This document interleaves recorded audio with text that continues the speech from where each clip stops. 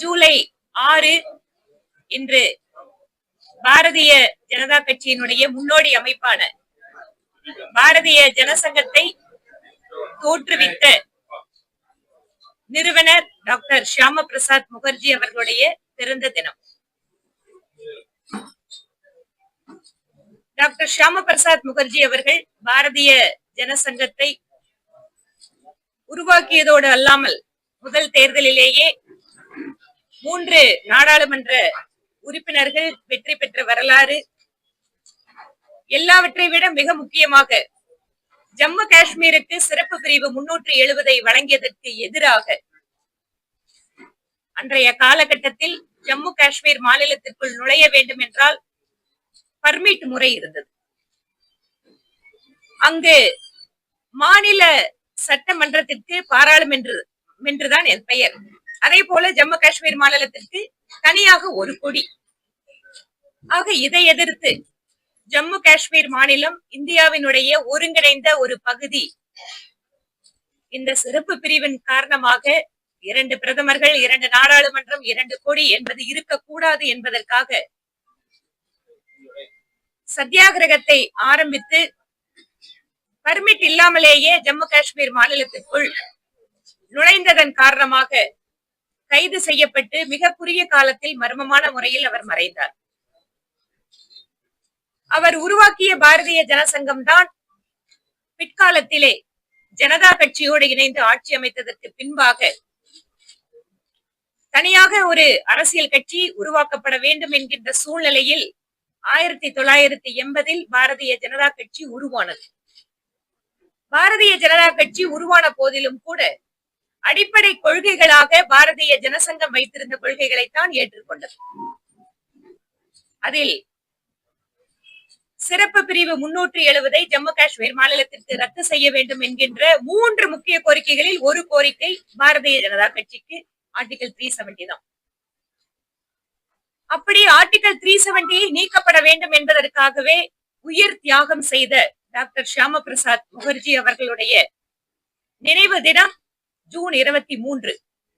June 23 July 6 வரை 2 வார காலம் பாரதிய ஜனதா கட்சி நாடு முழுவதும் ஒவ்வொரு பூத்திலேயும் அவருடைய புகைப்படத்திற்கு மலரஞ்சலி செலுத்துகின்ற நிகழ்வு, மரக்கன்றுகள் நடுகின்ற நிகழ்வு, ஒவ்வொரு மாவட்டத்திலேயும் கட்சியினுடைய நிர்வாகிகளுக்கு அவருடைய வாழ்க்கை வரலாற்றை சொல்லுகின்ற அரங்க கூட்டங்கள், மாணவ மாணவிகளுக்கு அவருடைய வாழ்க்கையை, தியாகத்தை, நாட்டிற்கு அவர் செய்த பங்களிப்பை பற்றியெல்லாம் தெரிந்து கொள்வதற்காக தனியாக மாணவ மாணவிகளுக்கு நிகழ்ச்சிகள் என்று கடந்த 15 நாட்களுக்கு மேலாக பாரதிய ஜனதா கட்சியினுடைய ஒவ்வொரு தொண்டர்களும் தங்களை இந்த பணியில் ஈடுபடுத்திக் கொண்டிருக்கிறார்கள். தென்னிந்தியா முழுமையும் 8 மாநிலத்திற்கு நான் பொறுப்பாளர் என்கின்ற காரணத்தினால் இன்று புதுச்சேரியில் நடக்கின்ற டாக்டர் ஷியாமா பிரசாத் முகர்ஜி அவர்களுடைய நிகழ்வுகளில் கலந்து கொள்வதற்காக வந்திருக்கிறேன். இன்று கட்சியினுடைய தலைமை அலுவலகத்தில் மாநிலத்தினுடைய தலைவர் திரு ராமலிங்கம் அவர்கள் தலைமையிலே மலரஞ்சலி கூட்டம் நடைபெற்றது. இதில் மரியாதைக்குரிய அமைச்சர் திரு நமச்சிவாயம் அவர்களும், இந்த நிகழ்ச்சிக்காக இந்த மாநிலத்தினுடைய பொறுப்பாளர் முன்னாள் சபாநாயகர் அண்ணன் ஏம்பலம் செல்வம் அவர்களும் மற்றும் கட்சியினுடைய மாநில பொதுச் செயலாளர்கள், நிர்வாகிகள் அத்தனை பேரும் இதில் கலந்து கொண்டு இந்த நிகழ்வுகளை எல்லாம் சிறப்பாக ஏற்பாடு செய்து கொண்டிருக்கிறார்கள். இதுவரை கிட்டத்தட்ட 400க்கும் மேற்பட்ட பூத்துகளில் பாரதிய ஜனதா கட்சி தொண்டர்கள் மலரஞ்சலி கூட்டத்தை நடத்தி இருக்கிறார்கள். இன்னும் கூட தொடர்ச்சியாக இது நடந்து கொண்டிருக்கிறது. இன்றும் கூட காலையில நான் வரும்போது அண்ணன் செல்வம் அவர்களுடைய தொகுதியில ஒரு நிகழ்ச்சியில் கலந்து கொண்டு வந்தேன். இதற்கு பின்பாகவும் மாநில தலைவர் இன்னும் நிகழ்ச்சிகள் ஏற்பாடு பண்ணியிருக்காரு. இதற்கு இன்றைய நாளினுடைய மதிய நேரத்தில் கல்லூரியிலே மாணவ மாணவிகளுக்காக அவரை பற்றிய உரையும் ஏற்பாடாயிருக்கிறது.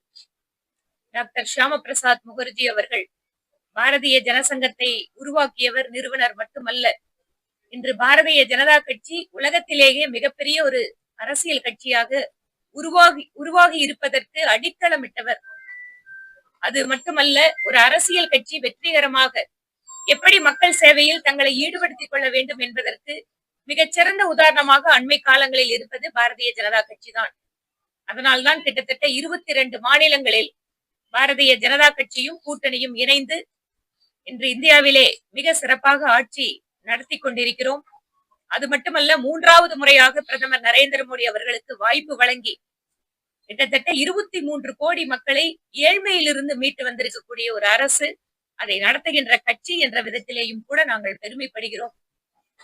இன்று இந்தியா ஒரு வளர்ச்சியடைந்த நாடாக மாற வேண்டும் என்பதற்காக பாரத பிரதமர் நரேந்திர மோடி அவர்களுடைய திட்டங்கள், இன்னைக்கு புதுச்சேரியில் எடுத்துட்டா கூட ஒவ்வொரு வீட்டிற்குள்ளேயும் கிட்டத்தட்ட 4-5 திட்டங்களில் அந்த மக்கள் பயன்பெற்றிருக்கிறார்கள்.